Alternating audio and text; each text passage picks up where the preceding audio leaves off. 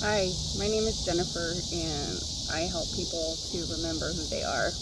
Uh, I came out to my beach that apparently I manifested over months. Didn't know that there was sandy beach next to the Colorado River, but hell, there is, and that's what I've been seeing in meditations, and I've shared with one of my friends, and I think she's been helping me to manifest this too. There are many places where I could start with this story because it's a crazy one.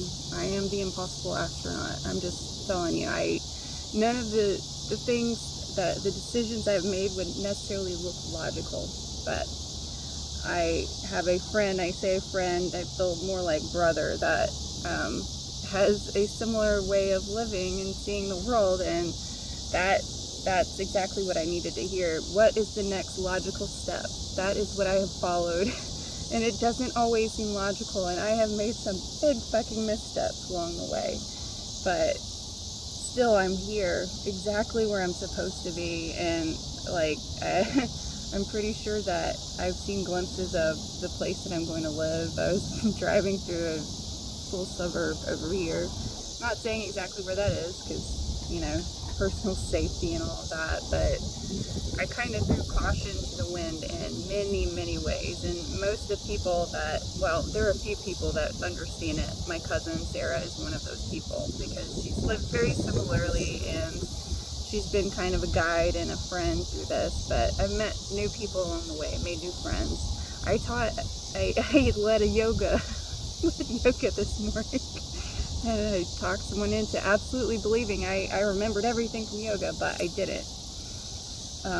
But we kind of traded off, and that was okay. And I'm going to take her to church on Sunday because she told me about this church that she works at Walmart and someone had told her about. And I'm like, all right, well, I don't want to go to church, so why don't we do it? Because that sometimes is the thing that has been driving my life. Okay, I don't want to do this, so let's jump right into it, Jen. You don't want to talk about this right now, so hey, let's do it. Let's do it. That's the important thing. So I'm sitting here, and I'm picking up rocks. There's a meditation that someone kept saying, it kept sticking in my head. Why are you picking up the rocks? They're pretty. I like them. So I'm going to pick them up, but I'll put some others back in their place. I won't keep them. Sitting in the sand, just remembering how much I miss the sand, the connection, the water, which is back behind me, and it's a pretty secluded little spot. I walked in here and I saw dragonflies. Those are a symbol, and butterflies, and there's cicadas everywhere. That's cyclical too, but I'm not going to go into that right now. I could probably keep talking and talking, but all right, rejection. So I was thinking earlier and remembering some of the rejections that I received when I was, a teen, and this one guy that I really liked, I took it as it was a major blow to my self-esteem, but I don't think he was good enough for me anyways. The more I think about it, like, oh yeah, she's a cool, popular kid, and I was a skater girl, or pretty much the fuck what everybody else has to say. I'm not the cheerleader. That's not who I thought that I was, although I cheerlead people and encourage them all the time now. And I think I've been coaching people without even realizing I was coaching people, and that's been really weird, but I couldn't figure out how to do a live, so I'm just going to record this and just throw it up onto my YouTube feed, and come what may, right? Every little decision I've made has brought me one step to the next thing. So once I get to one place, I try not to do all the things at once, because I wanted to do all the things at once, but it's not as effective. So like yesterday, I sat in a music shop with the coolest dude. Never met him except from one other time, and he just told me to come back and play sometime. So I did, and he helped me to kind of solidify, okay, girl, I hear what you're playing and you know your notes and stuff, but you need to learn this chord. And I had a music coach all of a sudden. I didn't know I needed one. And he said that, you know, I could probably use some vocal coaching again. I've had that before. It's just been a very long time. That was back in 2001, 2002. I was a music major from 02 to 04. My dad killed himself my freshman year of college. And I finished that semester. I'm like, fuck it. I made A's and B's. I don't know how I did it. I ended up getting mono and getting really sick. I was always the good kid because my brother was opposite, and you know, I pray for him, but the abuse and stuff that came at his hands, that I don't allow that anymore. I deleted him from my phone, and I didn't think I would talk to my mom anymore, but I texted her yesterday and she told me she's proud of me, and it opened a door. She's in therapy now, thank God. So there's another answer to prayer. All these things are impossible. I call myself the impossible astronaut. I think of River Song and Doctor Who and all these fantasy things that I lived in for a long time, and now my life has become very dreamlike, and the colors are so bright. Part of that is all these things I've been not really talking about behind the scenes, but I'll talk about them now a little. So there's this YouTuber that a friend of mine, Avery, suggested I watch about a year and a half ago, and I watched the one. I'm like, I hate saying that, but that is the attitude I had of my, let's listen to Deepak Chopra. So I did for a year. I devoured about everything that man had to say, but I kept getting a no, it's not Deepak, no, it's not Deepak, it's not Chopra meditation. Okay, so just kept following just each logical step, as illogical as it seems. Like, I'm doing this 21-day magnetic love challenge through Aaron Dowdy, and that was my gift to myself. This is my birthday month, and yes, I'm a Leo, and I just thought, how crazy, well, no, I'm thinking now, how crazy was it for somebody in an abusive relationship to give themselves that gift? And then I was doing the emotional, doing the EFT and stuff, and suddenly, this was, I can't remember, these days, I swear, it's like the speed of light. It goes crazy how fast it's happening. But one day, with the EFT or one of the meditations, colors were all of a sudden brighter, and I thought, how the hell had I not noticed this for so long? This is incredible.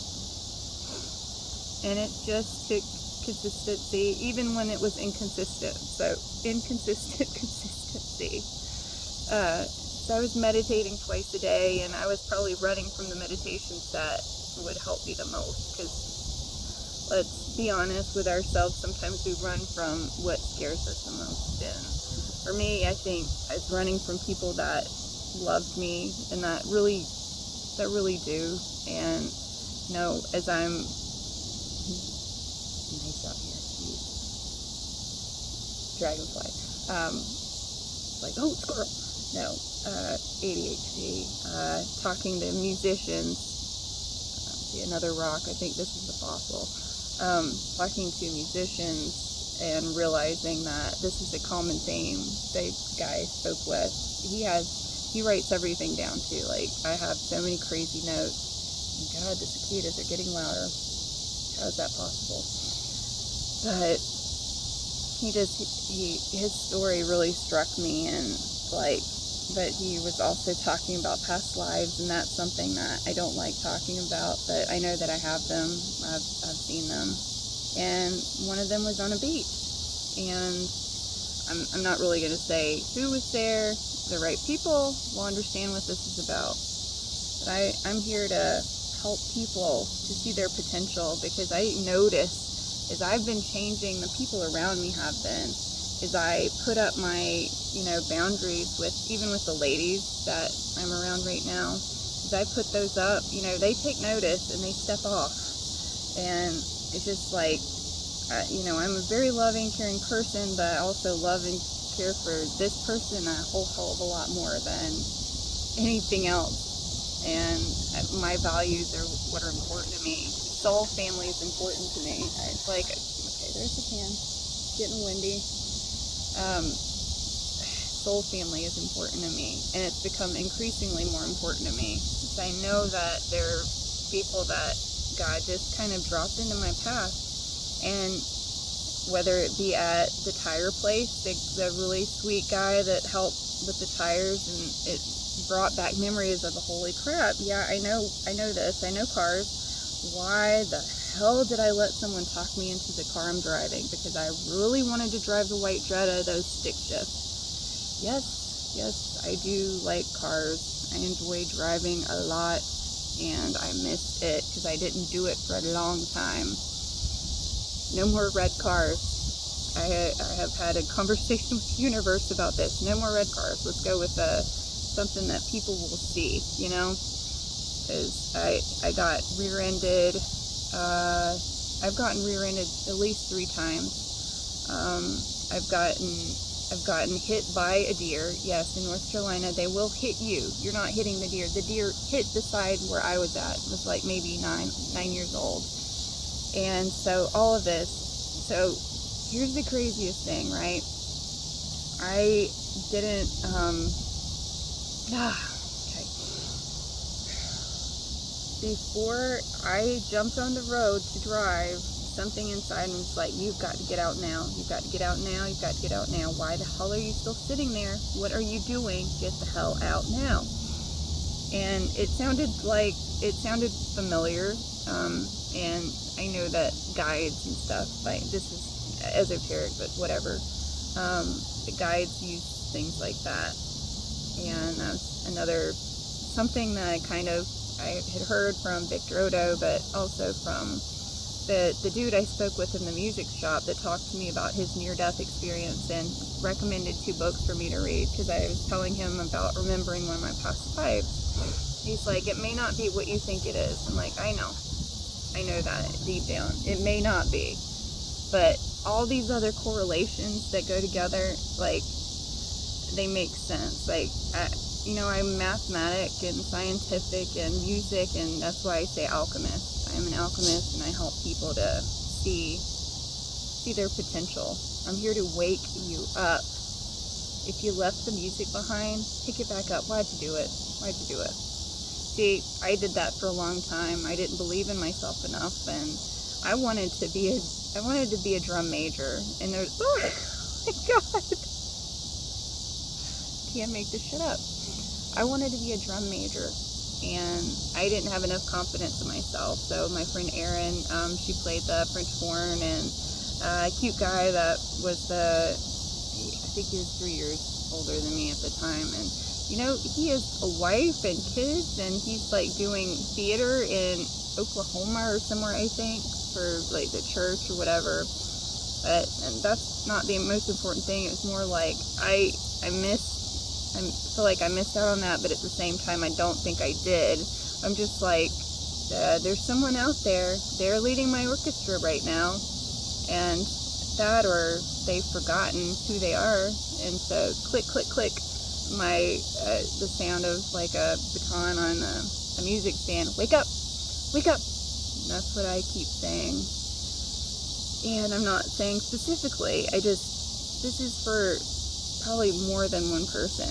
It's just the power of belief, and that minded belief. I didn't even know I had manifested a beach with rocks that I love, just kind of like the state of Washington, the beaches there. My dad was stationed in Whidbey Island and lived, I think it was Rosario Beach, and I got to visit once, and I just loved how pretty, like all the tides, the way they washed everything, and used to pick up seashells when I was a little kid.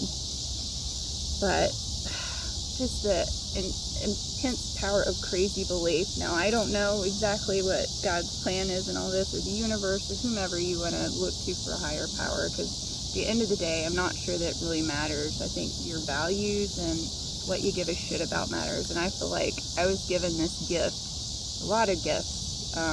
Faith is one of them that got me through trauma and abuse, sexual abuse, and still I'm sitting here in a magnetic love challenge. So that is the absolute most rebellious thing I can think of.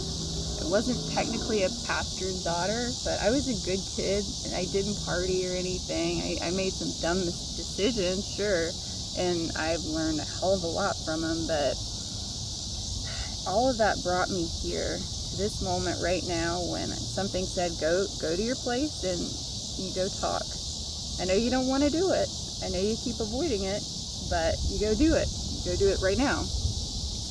So that is what I'm doing here.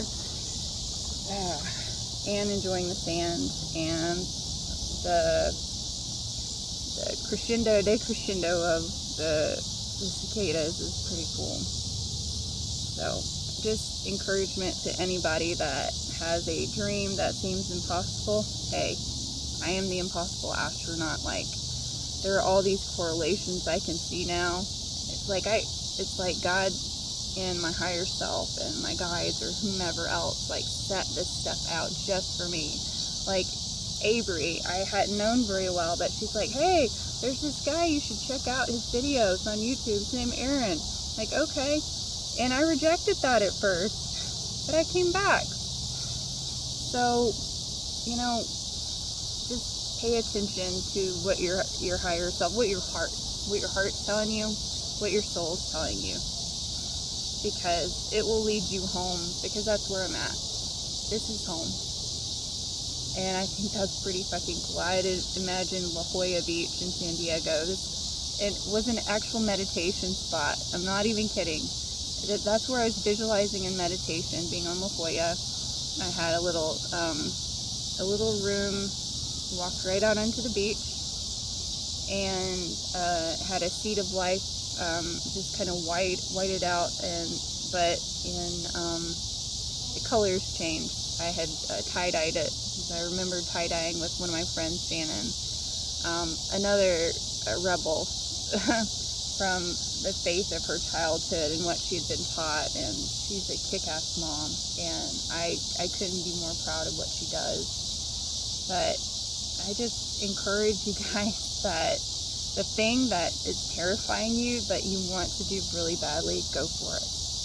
Learn to play the guitar, learn to sing, or rather let yourself believe that you can sing, because I'm sure you can. I hear people sing, they're like, I can't sing. I'm like, yes, you can. The only reason you're not is because you don't believe it. And I know it sounds like cyclical, and I sound a little bit like Alan Watts sometimes, but I vibe with that because it makes sense. Logic does not explain everything. You can use all these flowcharts of arguments, but at the end of the day, logic is only part of it. Nothing I have done has looked logical for a goddamn second. But look where I'm at. I am sitting on the goddamn beach. And I am happier than I probably ought to be. That's an act of rebellion against the system, against anyone that says I shouldn't. Against my mom telling me, oh my God, Jen, you need to dress modestly. Against, like, my legs are super white and they need sun. So that's what I'm giving them. I miss the sun. So I feel like I'm rambling a little bit, and I just kind of want to bring it back together. I was rejected by a lot of boys that I liked, and they were more popular than me, and a little pretentious, but, they can shove it up their ass. If they don't like who I am, then fuck it, There are 20 other options out there. I've been listening to Esther Abraham Hicks. And that is a whole nother story. Like, I never would have done that before, but it makes sense. It makes sense. Ooh, and temperature too hot to use camera. Wait for phone.